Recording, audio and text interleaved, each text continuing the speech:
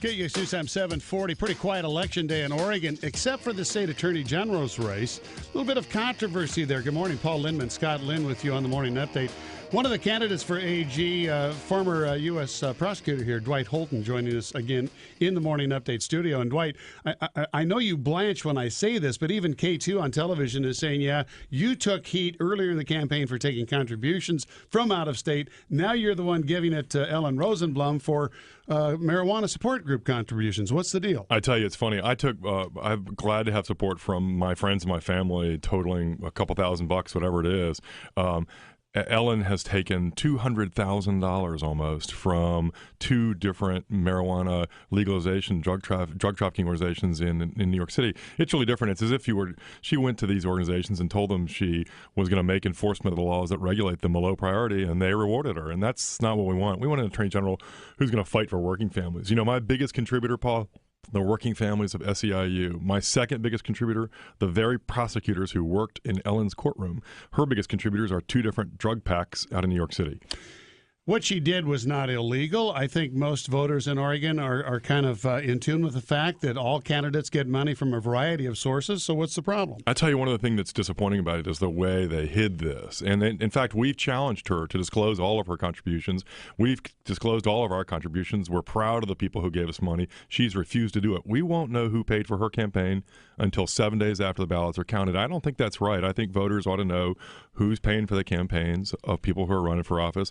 They want to know they're going to have somebody who's going to be there to fight for working families, to fight for seniors and vulnerable Oregonians. I'll be doing that job, not worrying about drug packs in New York. Dwight, I've heard from some of your supporters that they can't figure out why more the focus hasn't been on your resume and the fact that you've been a prosecutor and you've been a manager. Are you disappointed the focus has gone elsewhere these last couple of weeks? I tell you, when I'm out talking to voters, that's exactly what people are interested in. They're looking for somebody who they know can do this job day one, and that's why I expect to win this thing. You know, when you talk to voters, they're looking for somebody who's held corporate polluters accountable, who's put corporate criminals in jail, and who understands we need to spend more money on public education and less money on prisons and can get that job done. They know that's me. That's why we're going to win this thing. And we've covered this ground before, but for those who haven't heard and might be still filling out their ballots today, you've not been in Oregon courtrooms before as one of the charges? Yeah, completely false. You know, I've been a prosecutor here for 8 years, and that was something that Ellen had said earlier, and the Oregonian had criticized her resoundingly for it, called it false.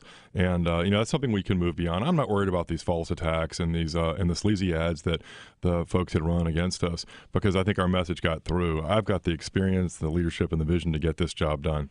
I don't recall races for attorney general in this state going much beyond legal qualifications in the past. Is this an unusual campaign for AG? Well, I think it's a campaign that's really brings out two very different visions for this job.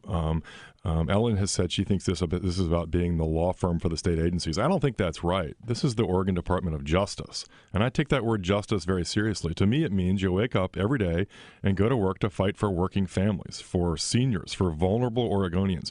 If I'm the Attorney General, that's what I'm going to do.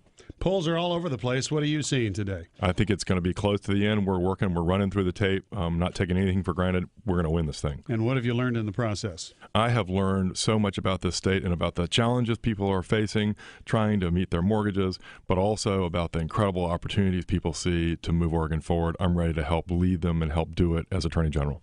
Dwight Holton, we'll see if he is the next state's AG when the ballots are counted tonight and tomorrow. Dwight, thank you very much for being with us again on the Morning Update. Thanks, Scott. Thanks, Paul. It's always great to be here.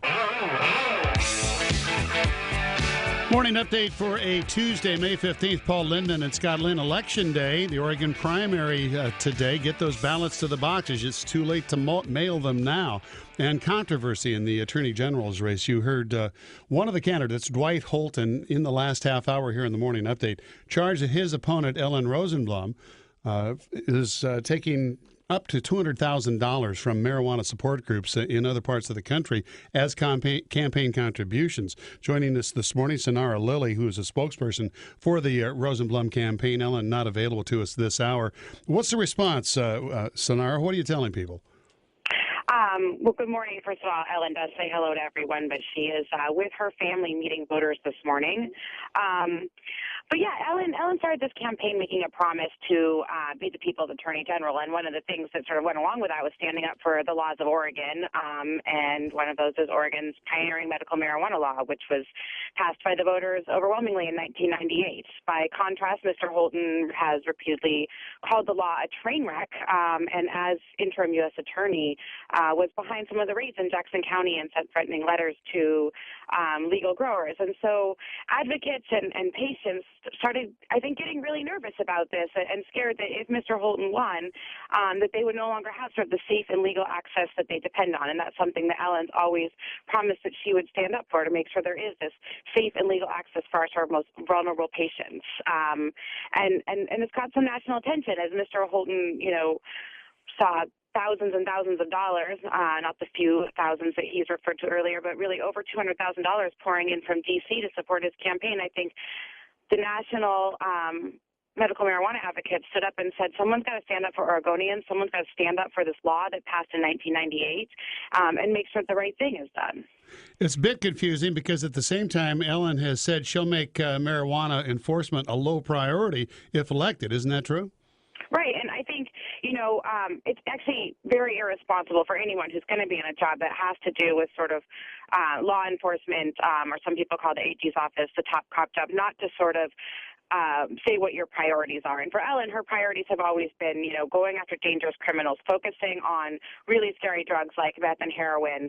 And in these sort of tough economic times, it would be incredibly irresponsible for her to say, no, I'm going to prioritize marijuana offenses when we have some really, really serious and dangerous things sort of happening out there. So what Ellen said is lay out some priorities and say what she's going to do. But this isn't a promise. And Dwight's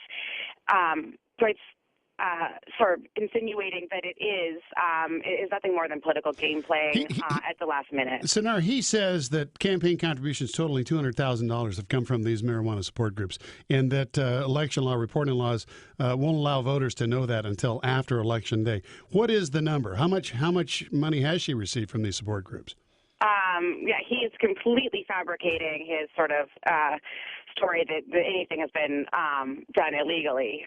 We have received $140,000, $70 from the Drug Policy Alliance, which is the group that was here in 1998 helping pass that law, another $70 from an individual who was also here in 1998 working with the Drug Policy Alliance, and I've actually just been told that we got another $10,000 that we are filing today. But other than that's what we've seen on a national level, and we've been totally upfront and honest about it. In fact, I think we put out a press release about it.